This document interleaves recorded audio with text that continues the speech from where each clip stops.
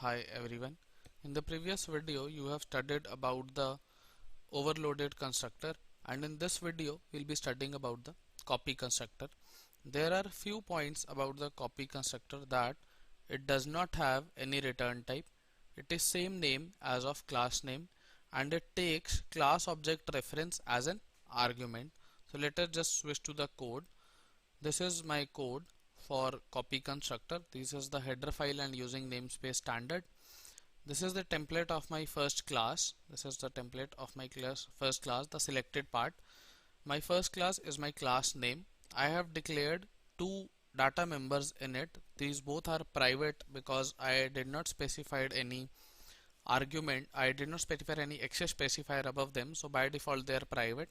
After that I have defined two constructors, one with the argument integer argument and one with the argument of the object reference. See, this is how I create the object, my first class, and this is the object name. So when I'm specifying ampersand before it, so it is taking the object reference, as I have told you here that copy constructor take class object reference as an argument.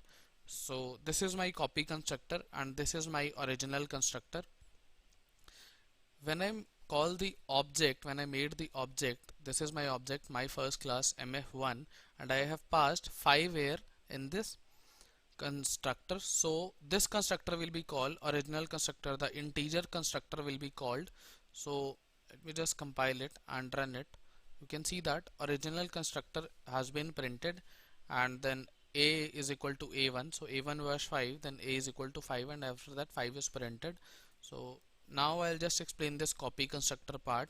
As I have told you that this is the argument, this is the object reference. This is how we create object my class mf3, and when we place ampersand before it, so this is the object reference.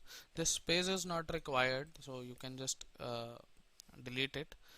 And this is the definition of my copy constructor. Now when I want to call my copy constructor, I'll pass an object as an argument, then it will call this one. When I'm passing integer, then it will call this one. When I'm passing object, then it will call this one.